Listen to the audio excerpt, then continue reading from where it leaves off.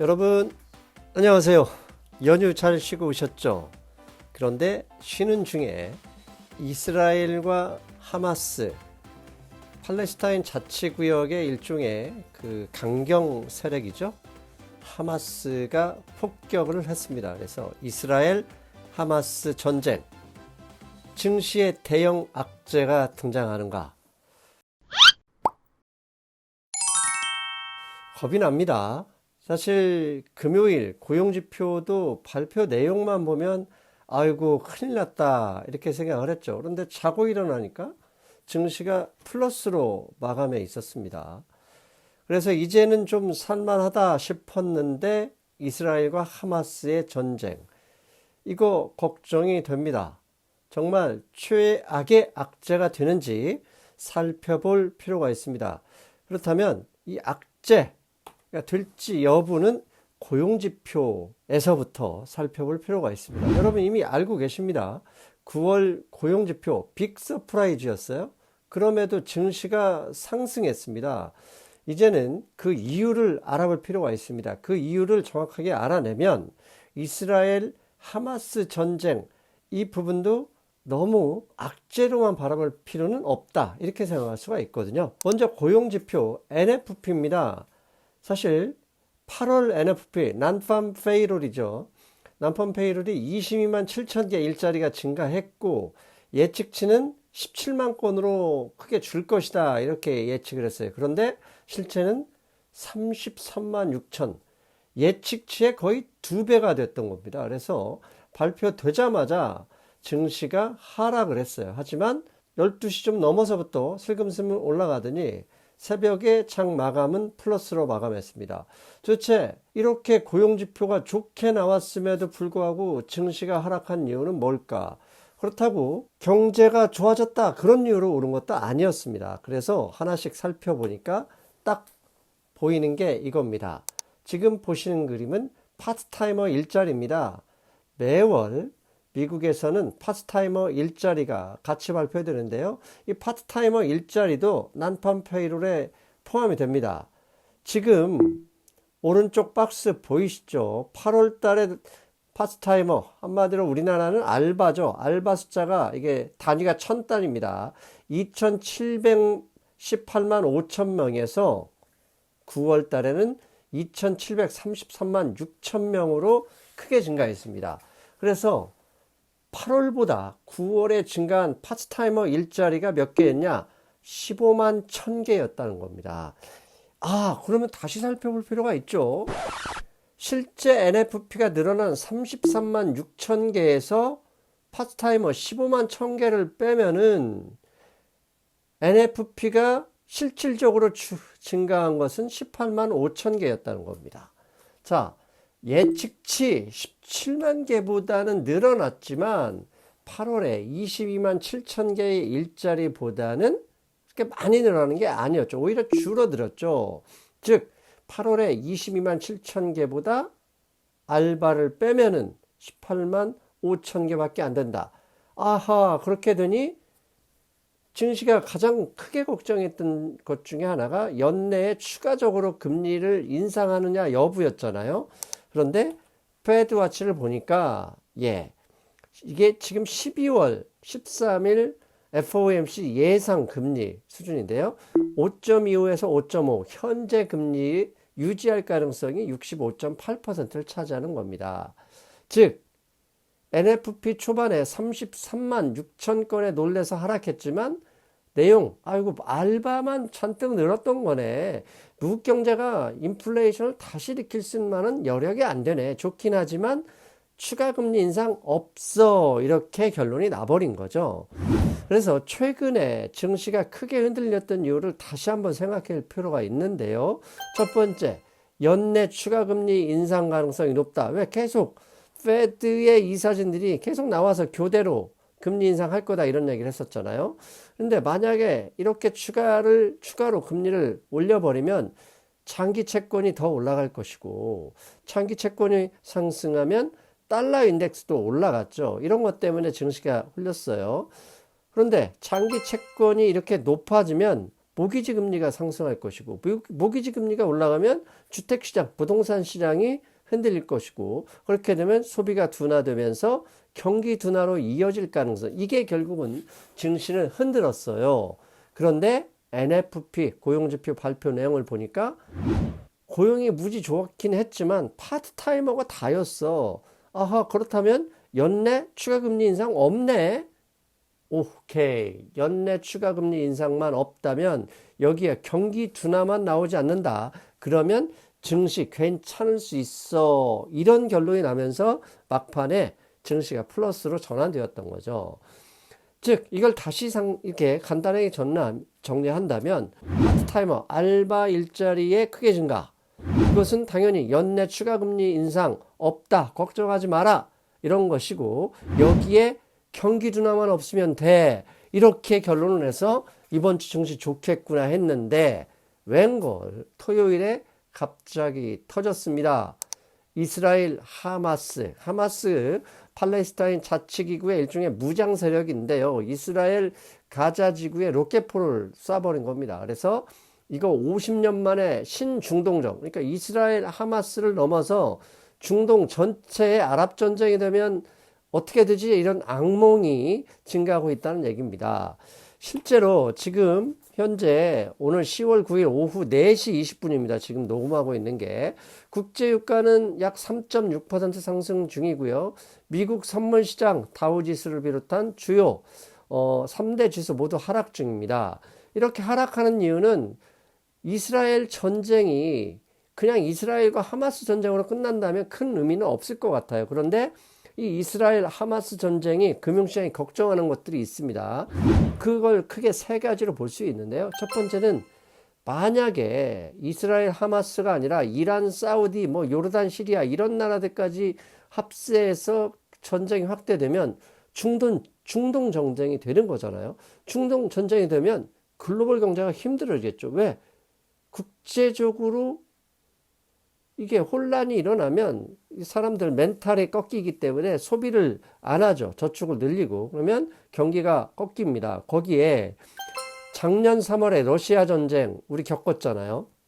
러시아 전쟁 어떤 일이 있었죠? 예, 바로 국제유가를 비롯한 주요 원자재 가격이 폭등했었어요. 그런데 중동에서 전쟁이 일어나면 다시 이렇게 되는 거 아니야? 이렇게 겁이 나겠죠? 그러나 그나마 다행스러운 건 이스라엘이나 하마스 지역에 국제 유가 빼고는 원자재가 없습니다. 거기에 소금물이나 잔뜩 있거나 사막의 모래 정도밖에 없기 때문에 결국은 국제 유가 상승의 문제로 국한될 가능성이 있어요. 즉 중동 전쟁으로 확대만 되지 않는다면 이 국제 유가 상승 이 가능성도 낮아지겠죠. 다른 원자재하고는 관련이 없단 말이죠. 그래서 이게 전쟁이 확대되지만 않는다면 크게 걱정할 필요는 없을 것이다, 이런 생각을 했습니다. 그런데 여기서 중요한 게 있어요. 단순히 전쟁만 보면 사실 금융시장이 안 보이고, 제가 앞에 NFP까지 설명을 드렸던 이유가 지금 드리고 싶은 말씀이 있었기 때문인데요. 중요한 건 전쟁이 아닙니다. 왜 그러느냐? 앞에서 말씀드렸듯이 중동 전체 정정으로 확대되지만 않으면 상관이 없습니다. 왜? 국제유가는 어차피 사우디아라비아 의향이 중요합니다. 이란은 지금까지 경제 제재를 받고 있어서 석유 금수 조치가 지금 계속되고 있어요. 그런데 다행스러운 거, 사우디아라비아가 전쟁 직전에 미국에게 감산이 아니라 증산 의향을 전달했던 뉴스가 있었지 않습니까? 그게 중요한 거예요. 그래서 확대되지만 않는다면 오히려 사우디아라비아가 전쟁을 이유로 증산 명분이 생기니까 국제유가가 하락할 가능성도 배제할 수는 없어요. 여기에 이 전쟁 때문에 안전자산 선호 현상으로 인해서 채권금리가 하락한다? 그러면 증시의 호재가 될 수도 있습니다. 이게 무슨 얘기인지 채권금리와 나스닥 지수를 좀 비교해 봤습니다. 지금 위 그림은 10년 만기 채권금리고요. 아래 그림은 나스닥 지수입니다.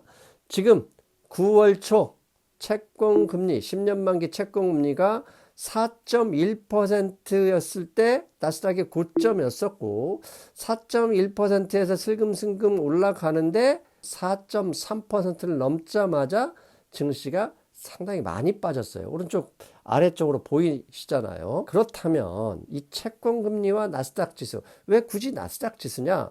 나스닥 지수가 최근에 증시 상승을 이끌었고 나스닥 지수가 하락하니까 증시가 힘을 잃었잖아요. 그것 때문입니다.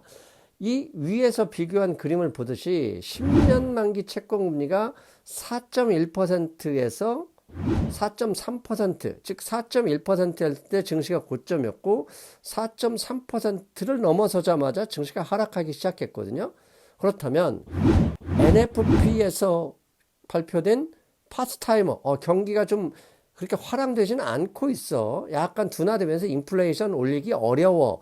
즉 NFP에서 가져온 안심이 중동 전쟁 가능성에 안전자산 선호로 인해서 채권 매수가 들어온다. 그렇게 되면 채권금리가 하락할 수 있고 채권금리가 하락해서 혹시라도 4.3% 이내로 내려올 수만 있다면 이거 증시에 호재도 될 수 있겠네. 이렇게 생각할 수 있다는 얘기입니다.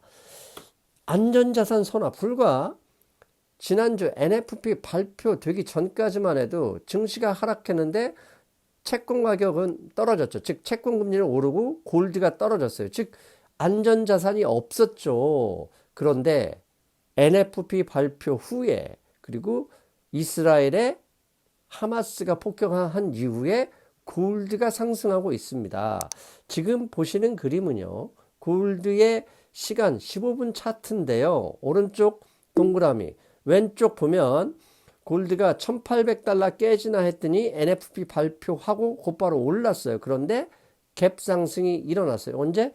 이스라엘 하마스 전쟁 때문입니다. 즉 골드가 오르는 거 보니까 일단 골드가 안전자산으로 복귀하고 있습니다. 즉 안전자산으로 복귀한다는 얘기는 채권도 안전자산으로 다시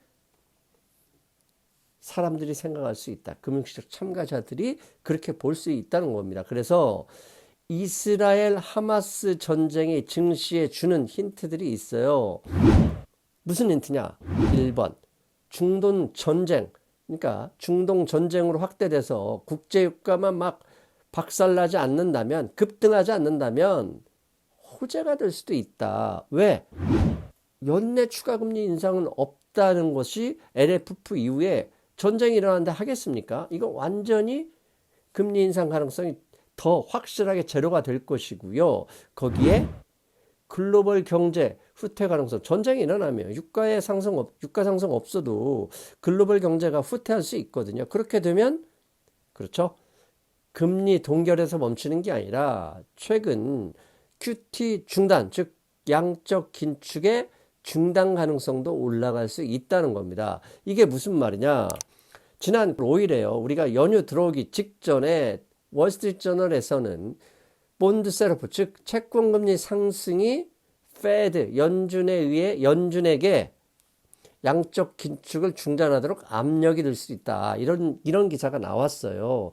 즉 WSG, 그러니까 월스트리트저널조차도 이제 양적 긴축을 다시 생각해보자 이렇게 압력을 가하고 있다고 볼 때 이제 이러한 신호들을 통합해서 시나리오를 짜볼 경우 저는 크게 세 가지가 나올 수 있다고 봅니다. 첫째, 중동 전쟁으로 확대 가능성에 의해서 당연히 모르잖아요. 전쟁이 확대될지 않을지 아무것도 몰라요. 근데 확대될 가능성이 있기 때문에 증시 초반, 오늘 지금 현재 녹화하는 건 월요일입니다. 그러면 내일 새벽, 화요일, 그 다음에 뭐 수요일 등등 해서 증시가 초반에 하락할 수 있습니다. 하지만 하락하는 상황에서 골드가 오르듯이 안전자산 선호 현상으로 채권 매수세가 유입된다면 채권금리가 하락할 것이고 그 채권금리가 하락하는데 10년 만기 채권금리 기준으로 4.3%까지 내려온다면 증시의 이 전쟁이 악재만은 아닐 수 있다. 중요한 건 중동 전쟁으로 확대되지만 않는다면 기본 전제겠죠. 즉 무조건 전쟁이 나쁘다.